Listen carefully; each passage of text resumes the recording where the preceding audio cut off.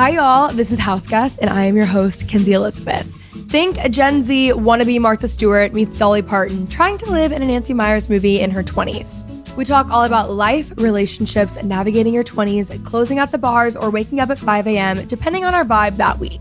Ultimately, living our best lives and figuring it out along the way. So come hang out. Sometimes I have guests on who do really cool things, some of my best friends, or it's just me and my house that I spend way too much time in. So let's get into the show.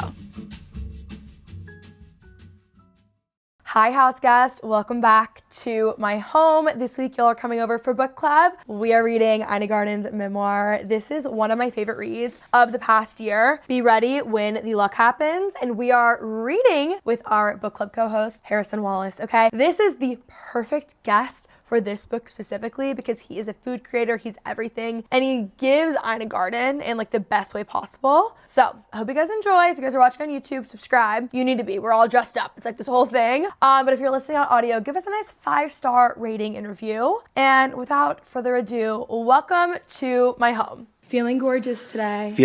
I've never felt more beautiful, I think. I've never felt more myself. I've never felt more free to be who I am than I am in this moment right now. I've never felt more myself dressed up as someone else.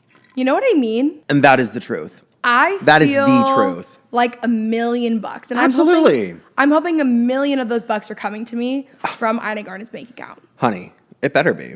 I would love that. It better be. Do you think Ina would like us?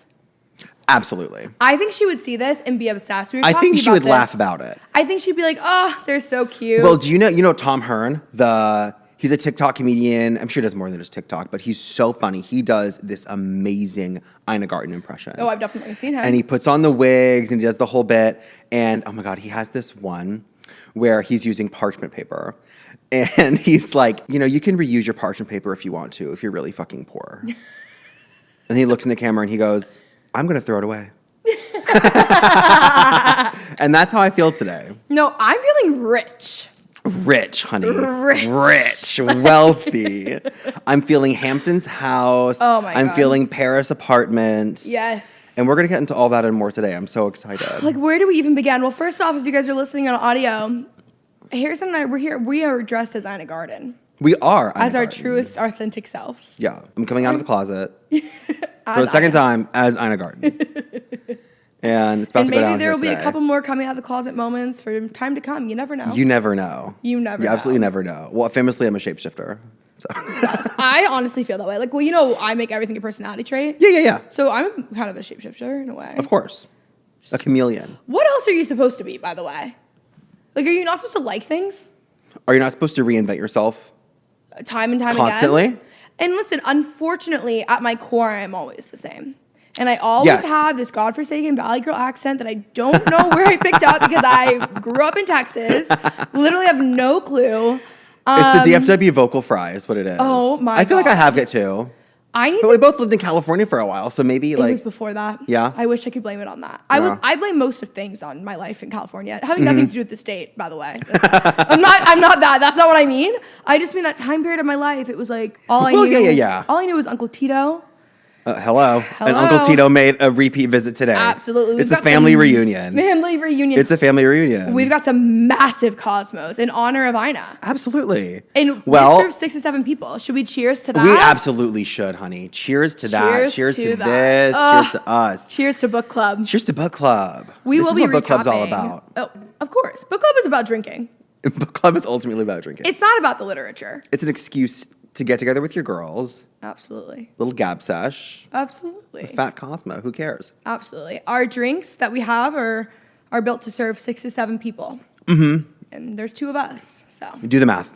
Do the math, America. Mm-hmm. Let's get going. Let's get into it. Before we even start, I think we should talk about how we became friends because people were really excited about it. Yeah, I know. We had so many sweet comments. They were like, oh my gosh, I love this duo. I'm so excited, which is lovely. Which is all we ever wanted to hear. Exactly. I need constant approval. Hello. Hello. We're obsessed that you're obsessed. You know? I crave attention. Like, duh. Like, literally look at us. Okay. Hello.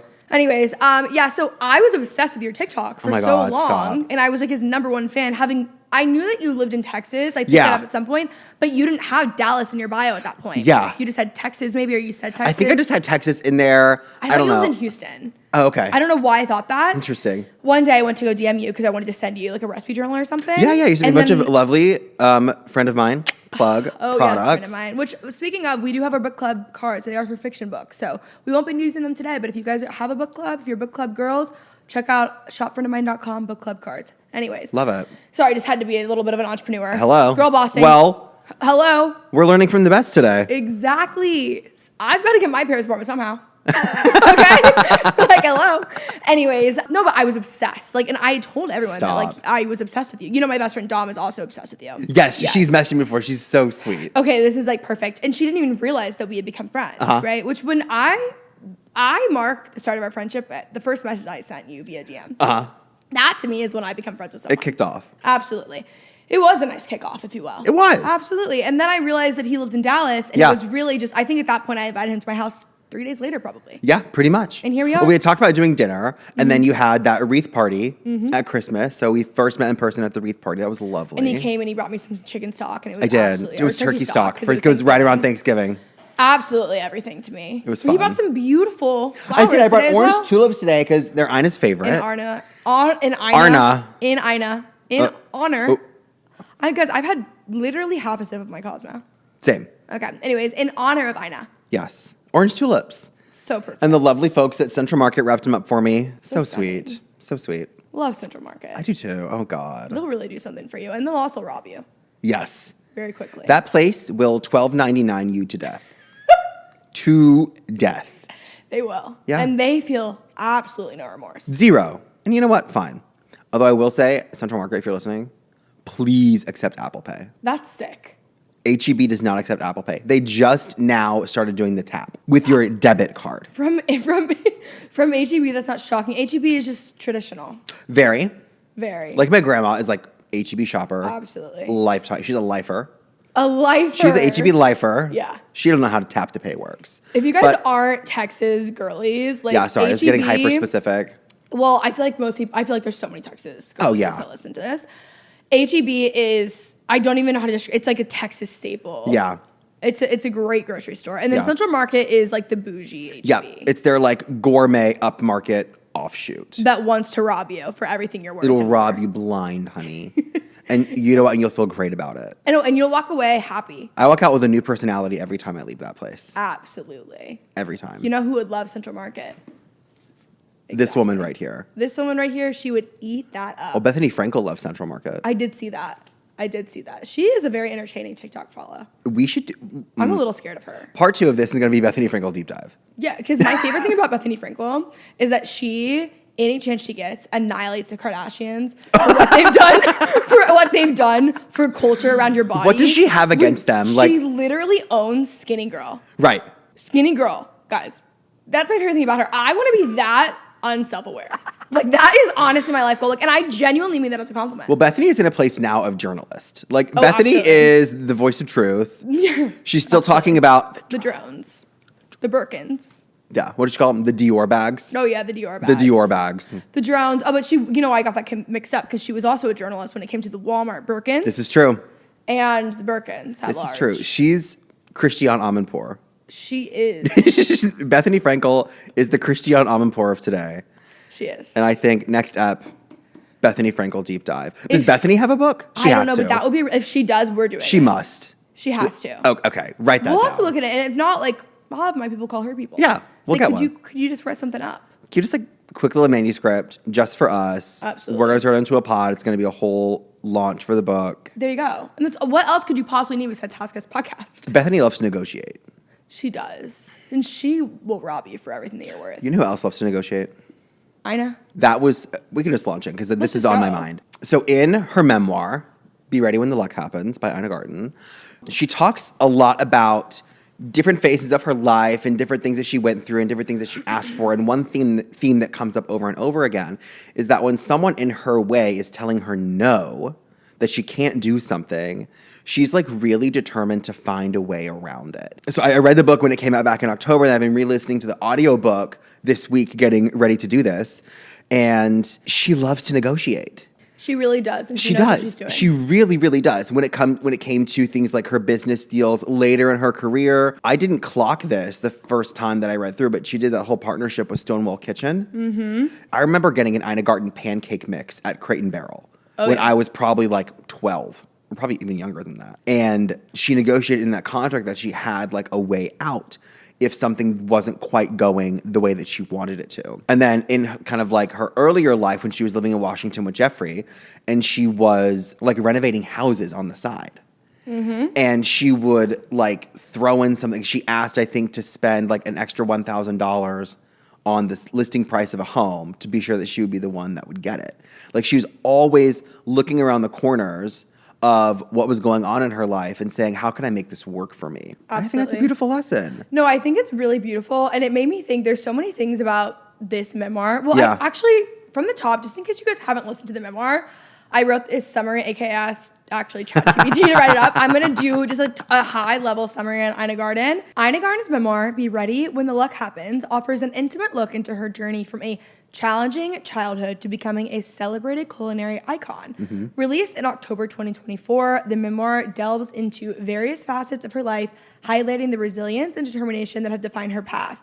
It explores her early life and family dynamics, her relationship with Jeffrey, love, career transition, and the birth of Barefoot Contessa, challenges and triumphs, decision to remain child-free, culinary philosophy, and legacy.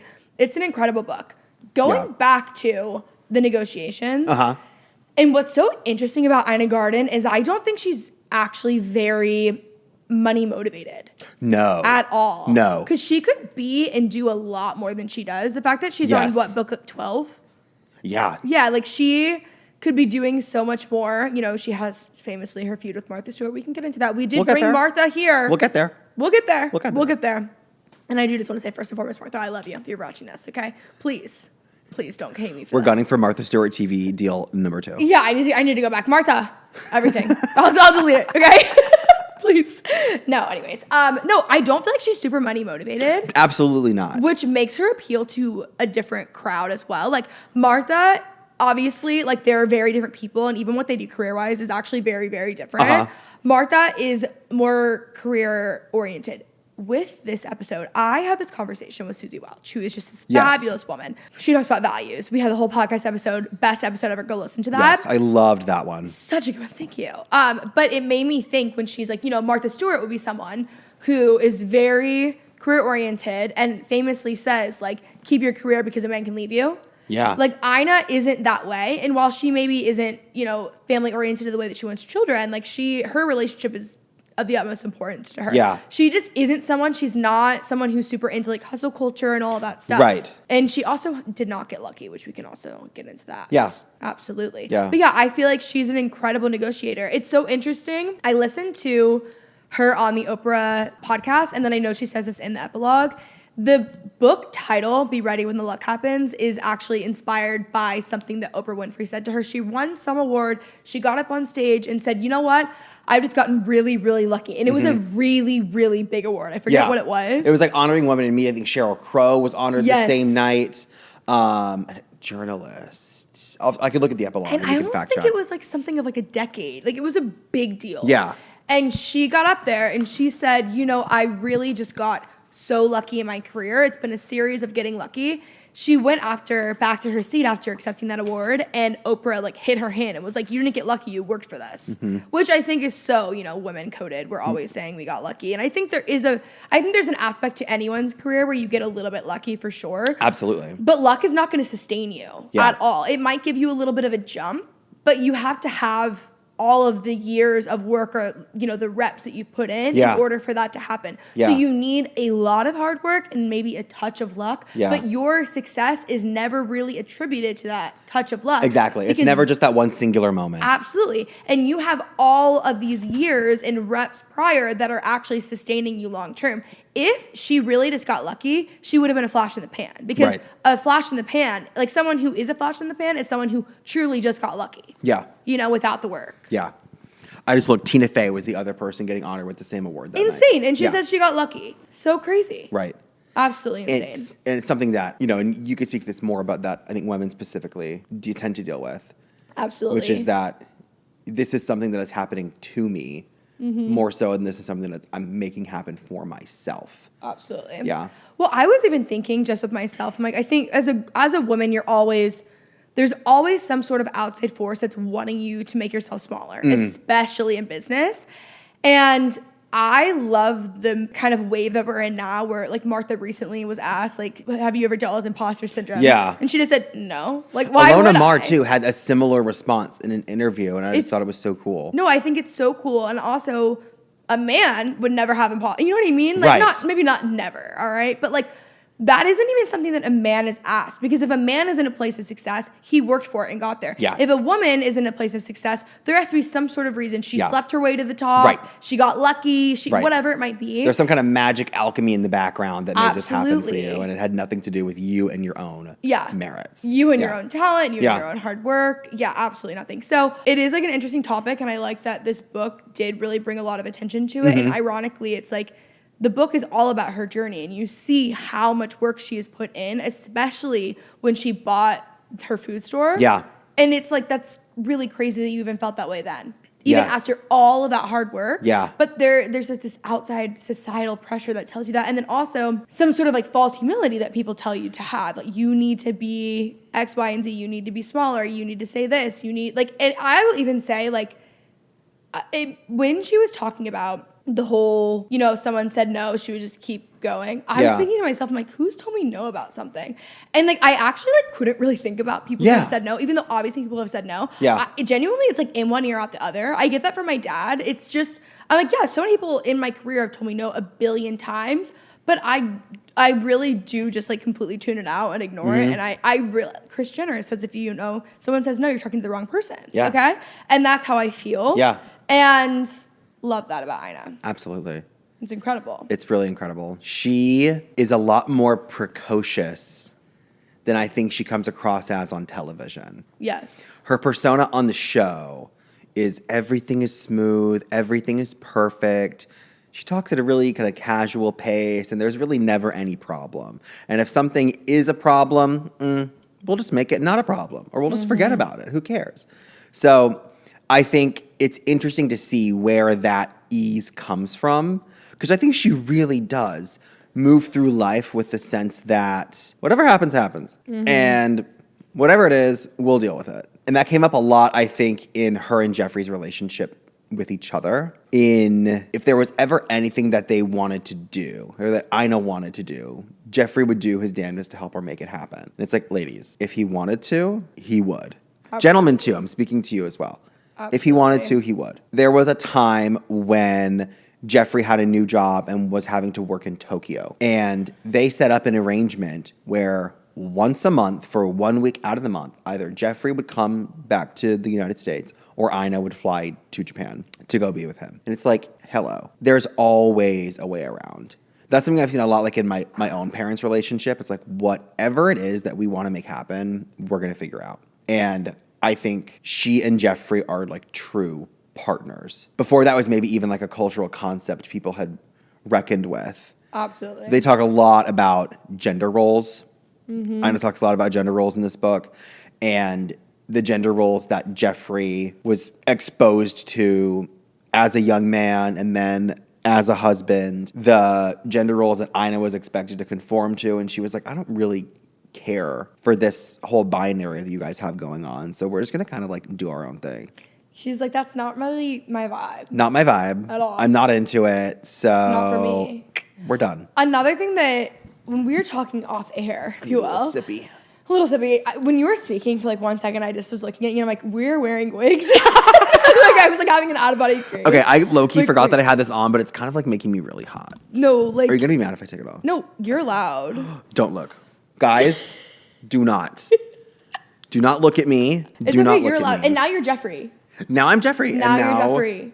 We're doing Ina and Jeffrey. I'm just gonna check myself to make sure I'm not like completely heinous. So fair. On you the actually pod. look great. You look totally fine. Stop. Please stop. Keep it coming. It's the Cosmo. All right, that's fine. I can live with that. Okay. I feel so free now. Oh, doesn't it? It's just so beautiful.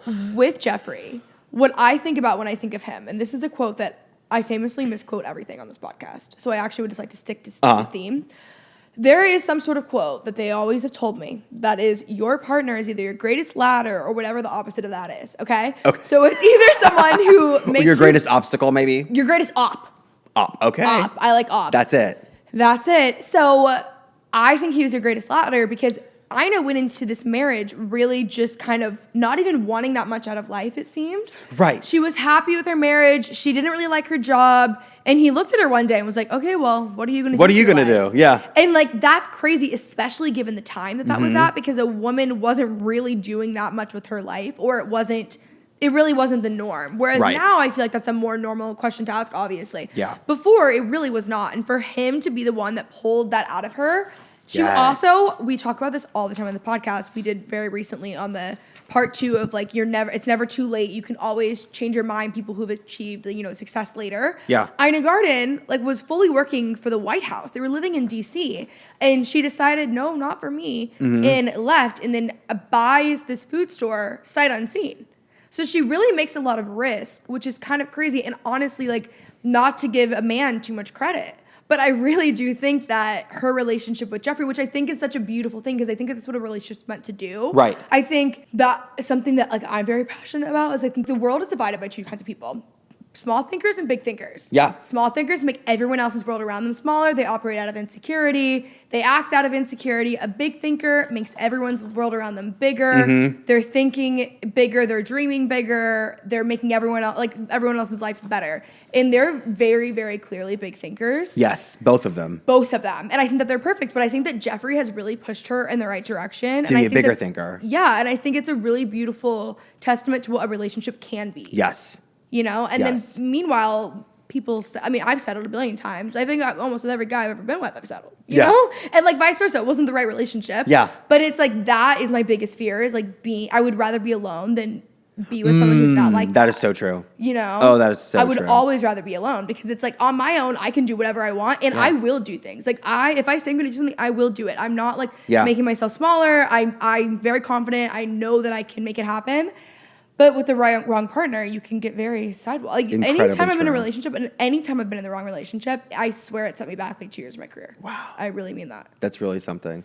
It's dark. It's really That's sad. Something. But what else is sad is when you're watching that happen to someone else. Absolutely. And you know it's happening. And you're like, oh. It's takes one to know one, Yeah. It's I get it, but get out. So I think it's kind of amazing that Jeffrey and Ina kind of got it right on the first try. Yes. God, wouldn't that be nice? I think she had mentioned one prior boyfriend. Yeah. I'll have to fact check. It's been a while since I've actually read it, but she had one prior boyfriend. I think that she did because she was hiding from her parents. You know what else I wanted to say? Earlier when you were talking about how she's Ina's very gentle. She is the OG comfort content creator. Oh, absolutely she is. She really is. There's something about her presence that is just so calm, cool, and collected. It's not necessarily that she's perfect in putting on this show. It's more so that this is real life. We go with the flow. It's easier. And what's interesting is I don't know where she got that from, because she didn't get it from her parents. She talks about she talks really in depth more about her childhood. Yeah. With how her parents, specifically her dad, were not great at all to her. She really didn't have a great relationship with them. It was very dark. So it's very interesting to see just where she gets that gentleness from. Ina is someone who will hit her mark and say her line every time.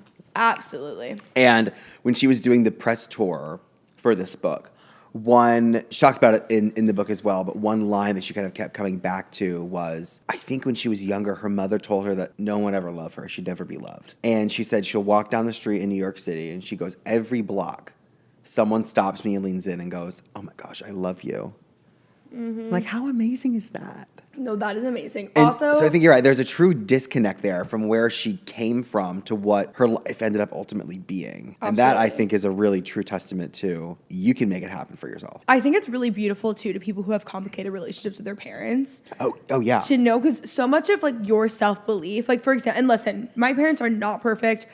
I grew up in I had a pretty traumatic childhood. By no means are they is this this, rainbow gumball fairy tale childhood? But my parents are really great people. And my mom as well, but my dad specifically, there was nothing I couldn't do. I have this self-belief because it was instilled in me by my father.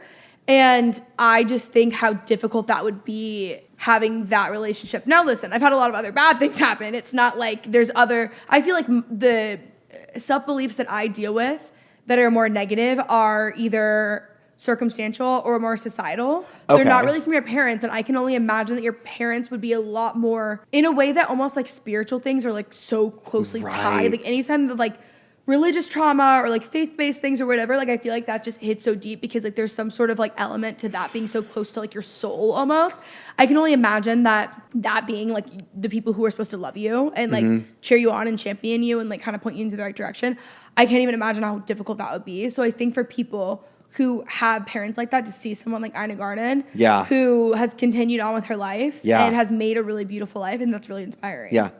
Someone who is successful, but is also, like we said, gentle. And someone who doesn't seem to have a chip on her shoulder about anything. Yeah. To emerge from that upbringing, seemingly so undamaged. It's really wild. At least in how she comes across. Absolutely. To people. I'm sure in her personal life and with Jeffrey, I'm sure it's a different story. But for her to have that persona in particular, I think is really, really interesting and a testament to, I think, her own strength. I agree. Yeah. Okay, I'm just flipping through to kind of find just some things else I thought we could touch on. In the part of the book where she talks about closing Barefoot Contessa and having no ideas like what to do as far as her next chapter, she talks about how she needed to get good and bored. She had nothing on the calendar. She says this line. This line is an Ina line from before the book was even published. She's talked about this a lot. But she would sit in the office upstairs from Barefoot Contessa, the food store, and would look at her empty calendar. And she would tell Jeffrey, I've got nothing on Monday. I've got nothing on Tuesday. But Wednesday, I have a manicure. And that was like the only thing she had going on in that week. And what she says in the book is that what she didn't realize at the time was that was the process. For her to take a step back and be open to a new possibility, she had to have nothing to do. I think that's incredible. Yeah. Also, on a lot of podcasts that I listen to or people that are very successful that I really admire, they talk about like actually scheduling in time to think.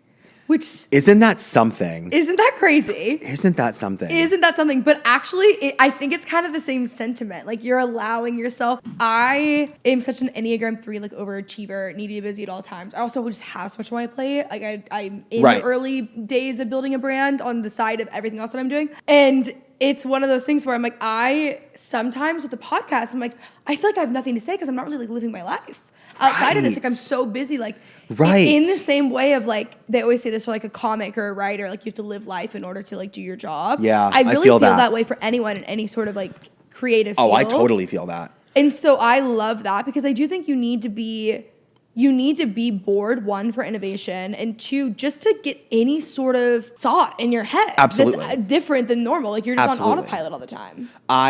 I'm kind of slightly new to what I've been doing with recipes and social media and all that kind of stuff. But one thing that was on my list of goals for 2025 was to cook more without worrying about filming it or taking pictures or documenting it or like trying to monetize everything that I do. And that's kind of like maybe a really small example of what Ina went through, but you have to take a step back. Yeah. And my family, we're a lot like this too. So we love to take like a good vacation. We love a good Vegas trip, ironically enough, even though none of us really gamble or like nightclub. We just want to go to the Four Seasons and sit at the bar and like go to dinner. But we're the type of family, my dad is like this, my mom is definitely like this, and I'm like this, where you have to take a step out of your normal everyday to reassess. Absolutely. You have to, like you said, actively schedule in that time to reflect and think and decide on your next move, decide what you want to focus on, decide what needs to be prioritized or what you can let go of. I'm always giving this advice to people because it was advice that I feel like I really needed in my earlier 20s. And this is a dumb example, but this is just a little bit more specific that I feel like is easier to explain. But when you're going through a breakup and it feels like the breakup is so big because your world is so small, you've allowed your world to become so small. And the second you go on a trip and you make your world bigger, or you remember that there's something else out there besides like the really small group of people that you're in day to day. Yeah. It opens up your mind, not just to like the one problem you have, but to every other possibility in life. And I feel like that's kind of what that reminds me of. But I think for Ina, when she was running Barefoot Contessa, I mean, it was like the hours were grueling. Everything she was doing, she was putting in that work, putting in the reps. It was so much work to go from like the craziest life to then really nothing. Yeah. I think that has That's to be a serious change in like velocity of how you're moving. Absolutely. Like that has to make you kind of almost go crazy. Another thing about her that's so interesting is that she didn't even want to do TV. She was begged to do TV. Yes. Like she has a star in her. Yeah. She was born for this. Oh, 100%. She really was. And she's an absolute natural. She is a natural. And I went to the, she did a book tour stop here in Dallas. So jealous. Oh, it was the coolest night. And I met a handful of folks that watched my videos. Single person I had a line out the door. No. I got to meet a handful of people that watched my videos. So it was so sweet. So if I met you that night, thank you. It was lovely to meet you. But she's talking about how her life was changing really drastically in transitioning from the store to then having to even be convinced to write a cookbook, that was going to be the right move.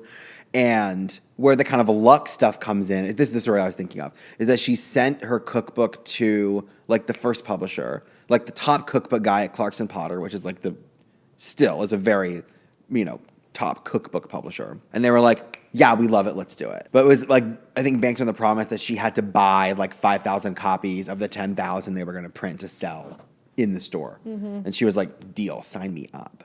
So that is another example of her, I think, being A, willing to negotiate, and B, open to seeing around the corners of what other people want. Yes. And being able to, be flexible to those things. And I forget what happened with those copies. There was something around that story with the books that they either not sell or they sold very, very fast. I think they sold really, really fast. I think she was like, what am I going to do with 5,000 copies? And they were gone. Yeah. You never know. You really never know. You literally never know. What was your... do you feel like this book changed your perspective of Ina, or do you feel like it really just kind of deepened your ideas? I have a very storied relationship with this woman. Absolutely. I have devoured pretty much every piece of content she's put her hands on.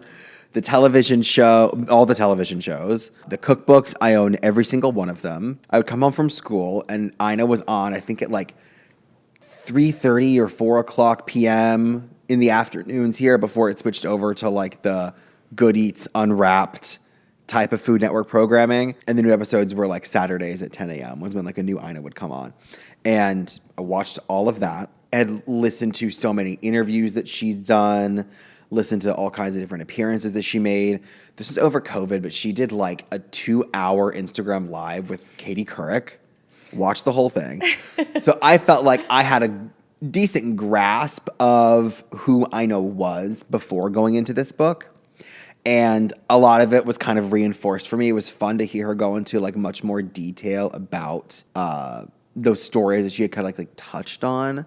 She's always someone who I think holds a lot pretty closely.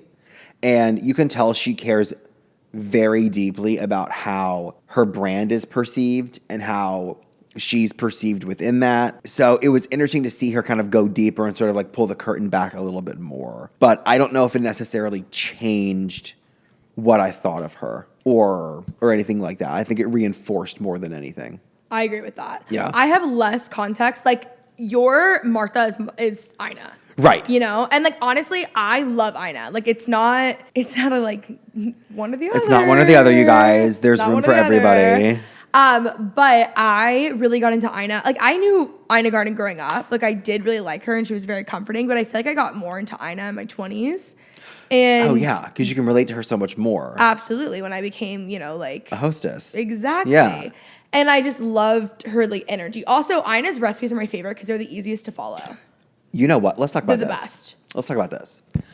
I think Ina is a little bit maligned in certain circles. Mm-hmm. I think people think her recipes are froofy or esoteric or superfluous or they have too many complicated ingredients. Girl, it's SAT writing section. I find Ina's recipes to be so approachable, so doable, very down to earth.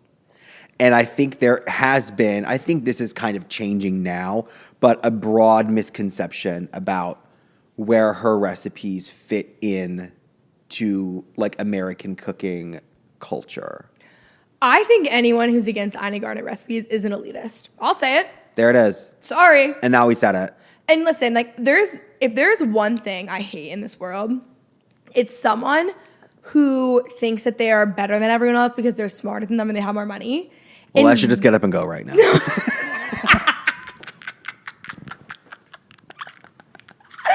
Okay, but you know what I mean. Yes. Like the actual assholes. Yeah. Yes, but like. What am I doing here? Okay, bye. It's been real. It's so much fun. No, but I hate like a real elitist like that. Oh my God. You know, like the ones that you meet at Park House. Okay. Oh. God, I hate them. I hate them.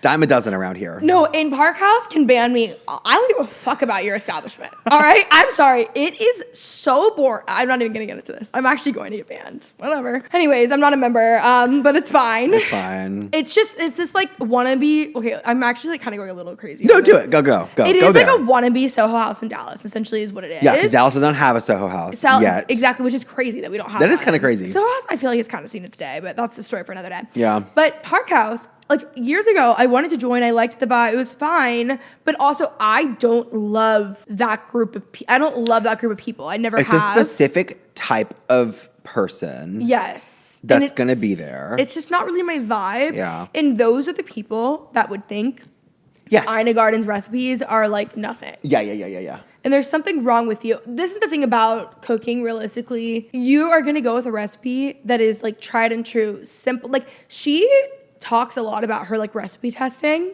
Yes. And goes extensively and is like making sure it's accessible. Like she's making these recipes accessible to everyone. And there's a reason, like these, like the engagement chicken roast, I cannot tell you how many times I made that in my life. It's the best chicken that there is. It's so good. And it's easy. Like she breaks it down. Like there's no one, honestly, in my opinion, who's a better like teacher than Ina Garten, truly. But again, like an elitist doesn't want everyone to like get involved. So they're trying to make it complicated when like you don't need to do that. It's not necessary. Yeah. Sorry. Her recipes are incredibly straightforward. You will be really hard pressed to, I think, find an extra step in an Ina recipe, an extra ingredient in an Ina recipe. And I think that goes back to like her testing process. She talks about how she will test a recipe once and then again and then again and again and change different variables each time and approach it from like a really like scientific, analytical point of view. She's like in her lab. Like Homegirl is in the lab in the Hamptons making it happen. And I feel like when I test recipes, if I get it right like twice, I'm like, all right, we're good. This is perfect. Fit to print, put it out. I know it's going to work. But she wants to try it, 100 different ways. And I think she has a really strong like editorial sense, and that if Ina's going to put something out, it's tried and true.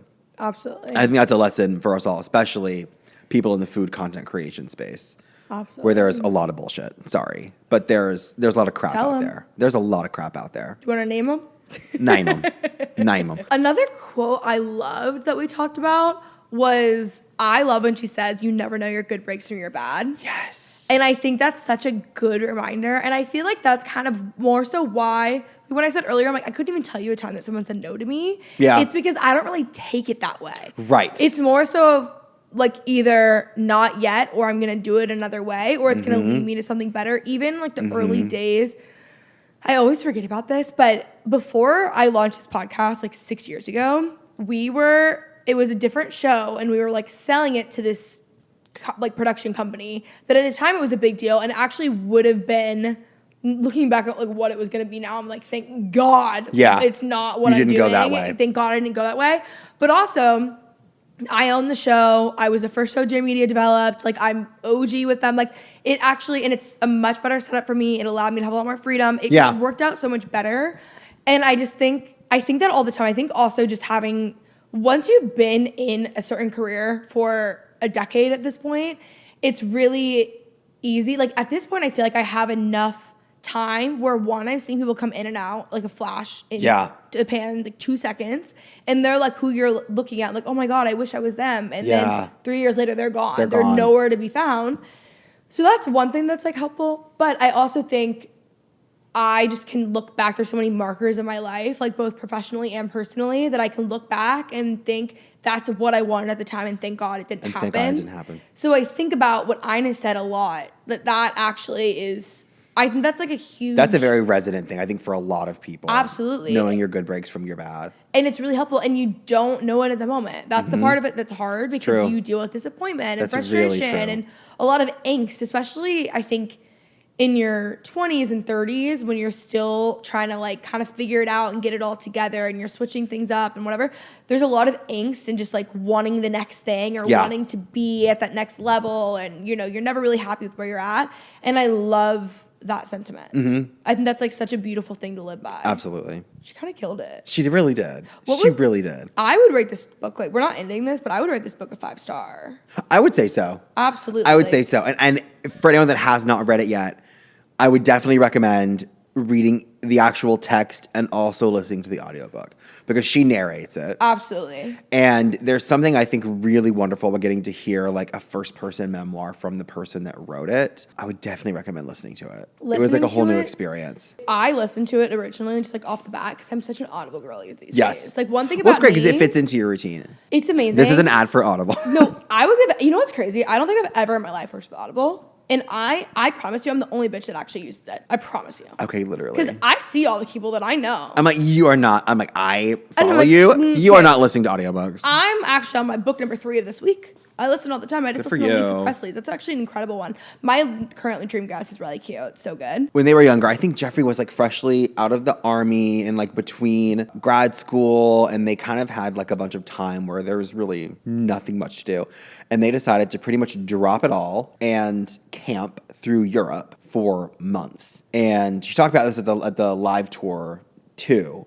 They were able to get, imagine this, a flight to Europe for $99.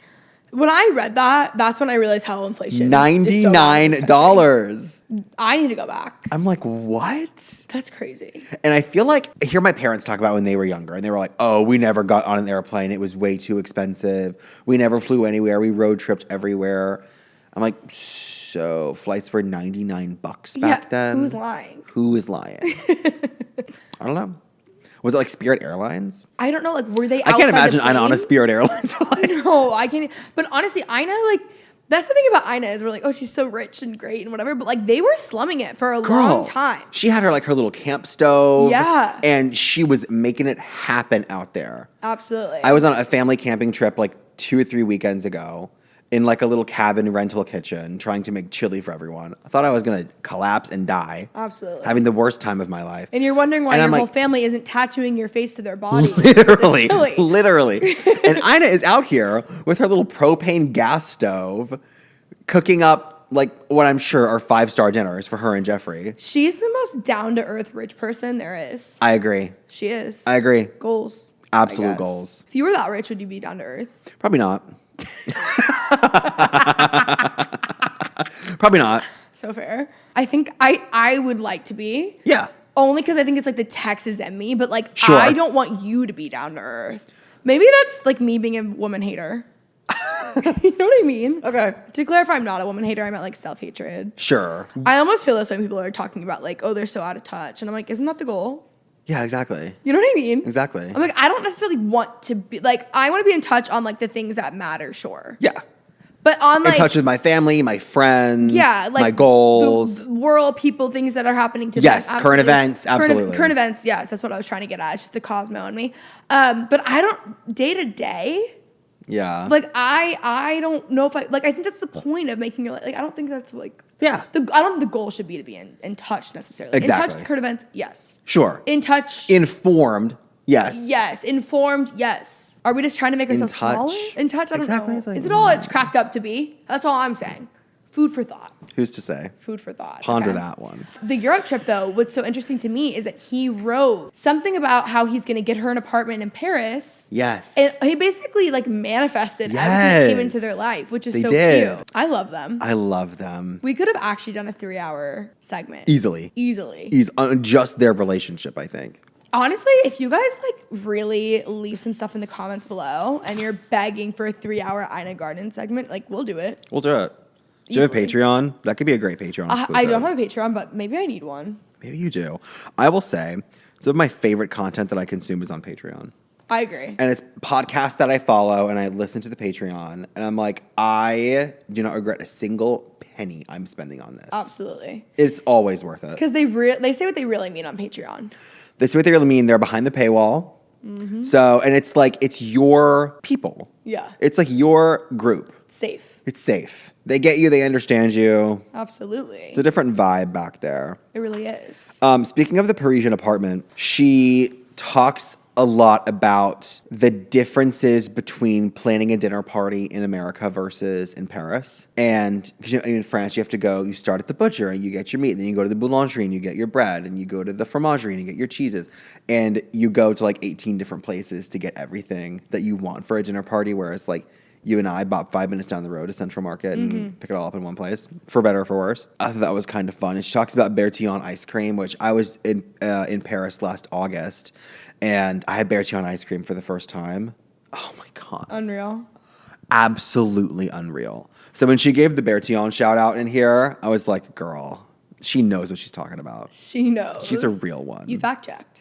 I fact checked. How do you think the difference between like the US and Paris and hosting with all the different stores, like how do you think that would affect your day-to-day like like having hosting? to stop at so many different places? Yeah, like would you like that or Well, would you hate in it? my current life, here's what I would do is I would make more content about preparing for the thing because you spend more time doing it. Yeah. But it's like you kind of spend more time preparing and less time doing. It's Yeah. like you go and procure a bunch of really high quality ingredients from various like specialty retailers. You kind of come home and just like put it all together. Yeah. She talks about how when they were, broke and driving around France, they would stop in at like a farmer's market or something and just get like a couple peaches and a piece of cheese and a piece of bread and like that's lunch. And I love the simplicity of that. Mm-hmm. One of the best sandwiches I ever had was at the Paris airport. It was ham and butter on a baguette.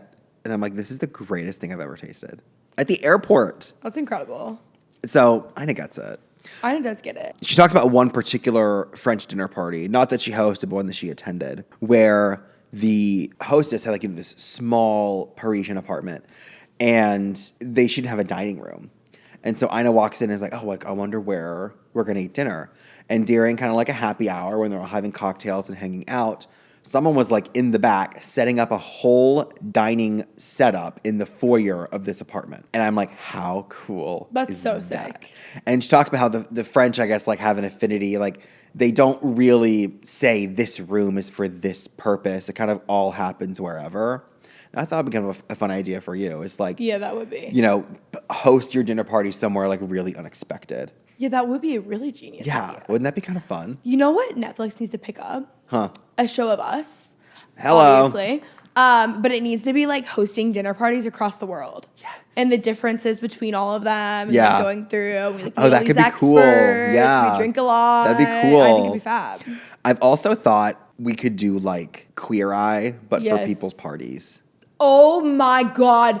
Please. Hella, like Netflix, someone's listening. I'm begging. Ted Sarandos, call me. Begging. Like, how cool would that be? That would be so sick. You come into someone's house and they're like, I want to have like a bridal shower. Mm-hmm.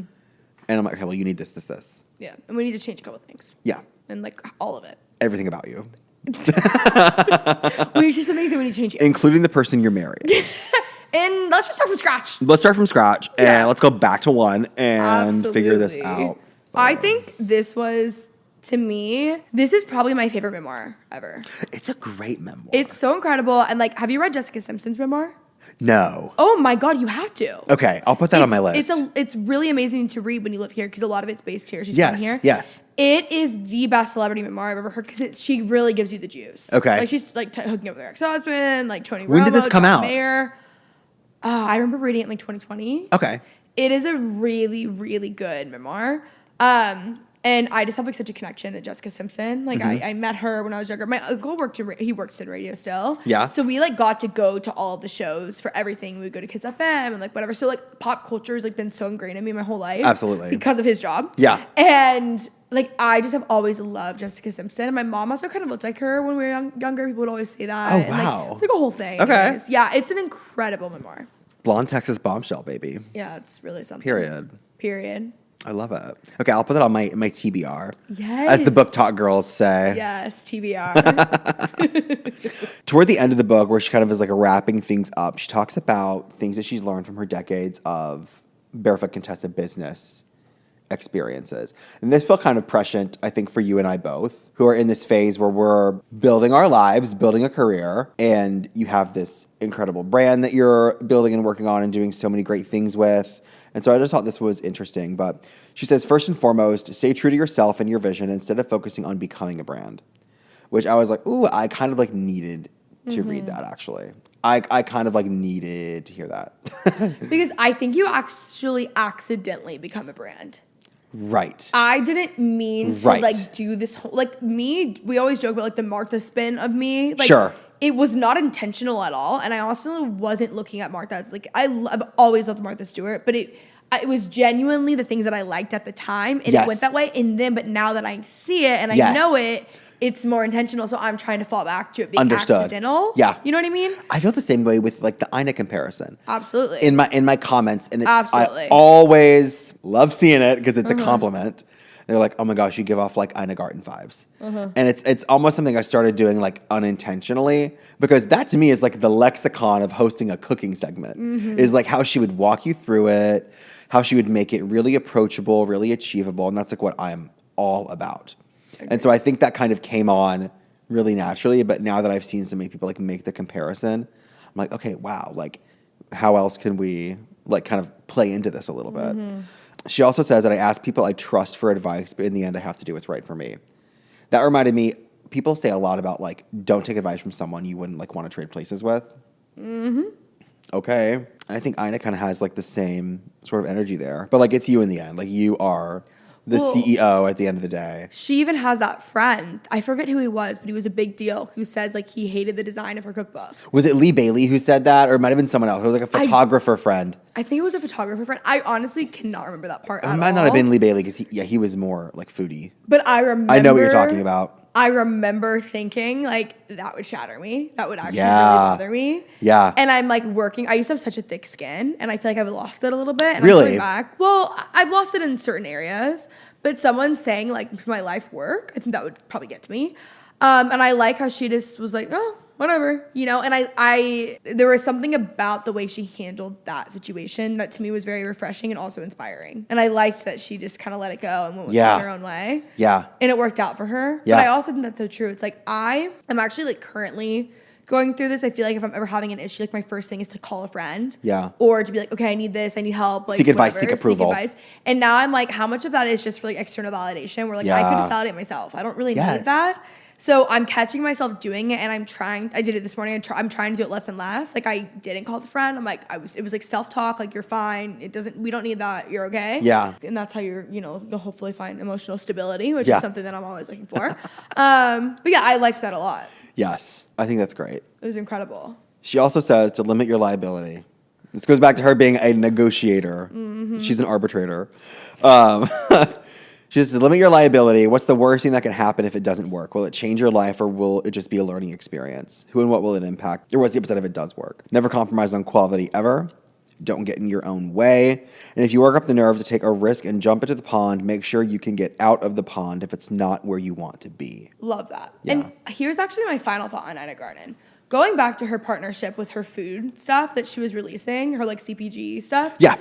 She essentially ended that contract because she no longer liked the product, and they changed some things and whatever. Yeah. And There's one brand that was using basically like her name and like an Ina Garten lookalike on the package that looked like her to like sell it under the pretense that she like stamp of approval. Stamp of approval on it. It's actually crazy. But I love that she, instead of just looking for a cash grab, she just said no. And I feel like, especially as a woman, you're so scared of just saying no, like, or backing out of something, or just knowing that's not. Because what if it's the last deal that comes around? What if it's the last time? Yeah. You have a scarcity mindset, and you don't want to be a bitch, honestly. Yeah. And I love that she just said no. And that's something in business that in the past year, I feel like I'm trying really hard to get good at, and I feel like I've definitely made strides, and I've absolutely improved in that area, because before I'm not a people pleaser in my personal life, literally at all. Like I grew up with 8 siblings. You don't really sorry. There's no room to be a people pleaser. But in business, I didn't realize until probably 2 years ago that I'm a huge people pleaser. And then I just kind of stopped. Yeah. And it's really refreshing because I'm like, I'm only hurting myself. And I'm also not only hurting myself, honestly, I'm drastically hurting myself. I'm also hurting the other party. It's true. Because I'm not fully in it. And I knew from the start, I'm like, we could do it, but I don't think it's going to do that well. And at the end of the day, with the position that you're in, when you're the one who's either the founder or creating the content or whatever, like you really know. Like you are the heartbeat. You know better than them just because it is quite literally you. So I've gotten better at that, but that's something I really admire about her is that she knows when to say no. Yes. And she's not afraid to say no. And I think that's actually such a hard thing to do. And I love that she just does it so well. Yeah, she really does. The whole thing with like the Stonewall Kitchen partnership that ended up not moving forward was that there became like a pricing issue, or that I have to raise the price of the product or like diminish the quality. And she was like, well, when faced with that option, I was like, let's just walk away. And so Ina's not someone who's afraid to walk away. And then she said kind of through that and then the frozen food partnership that tried to like use her name and face, she learned that partnerships like that are really just like not for her. But I mean, gosh, the brand synergy between Stonewall Kitchen and Ina Garten, I mean, that's like, I know. that was strong. Like, that was a good idea. And also, she's the face. Like, when you're doing some sort of partnership like that, that's a lot less work. Like, versus you own your own, like, you own the brand, it's a billion times more work. Oh, yeah. That's really easy passive income for her at the end of the day. Right. Like, very easy cash grab, and she just didn't want to do that. Yeah. And it's cool that she just says no. You think if she were to, like, kick something back up like that today? I think it would do really well. I think so, too. I think it would do really well, but I think it would almost have to be like it's her brand, but it's not called Ina this, Barefoot Contessa that. But I it's just don't something think completely she different. wants that. I don't think she wants No, that I don't think she does either. I think she enjoys doing the books and the shows, and then this is like the latest kind of new foray for her. But I think she has found her lane. Yeah. It's a lucrative lane for her, and she's just going to stick with it. I love that she just does what she does, and she doesn't feel like she needs to be everywhere and do everything. Yes. And she's not trying to spread herself too thin. Yeah. I like that about her. I think that's actually a really incredible trait, whereas I'm someone who wants to be everywhere and wants to be doing everything. Same. And I think that's incredible, and I think that's actually what's made Ina Garten Ina Garten. Yeah. You know? Yeah. I think it's actually helped her grow tremendously. Is doing less. Yeah. Isn't that funny? I know. Yeah. Isn't that crazy? Yeah. Like, what should I cut out? I'm like, I'm ready to do less. I'm like, what should I stop doing? Interesting. Yeah. Anyways, guys, that was a 5-star read from me. I agree. I really enjoyed it. And I liked getting to discover it like again. Yes. Months later.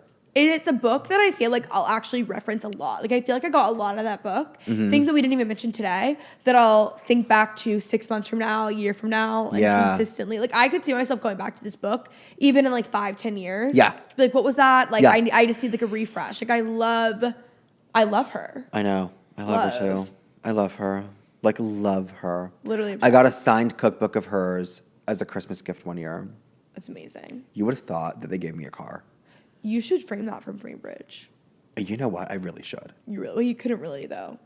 They could probably do it where like the book is open to the page you could do it open. And like in a shadow box like that. Okay, we should go. Let's go right now. I'll go back to my house, pick up the book. Amazing. You know I'm always down for a Framebridge trip. I know. I was thinking of you because there is I bought this, like, I don't know if it's like a scarf. It's like a piece of fabric, but I bought it in Paris and it's got like illustrations on it of like a baguette and like a pair of glasses. I'm like, I need to get this.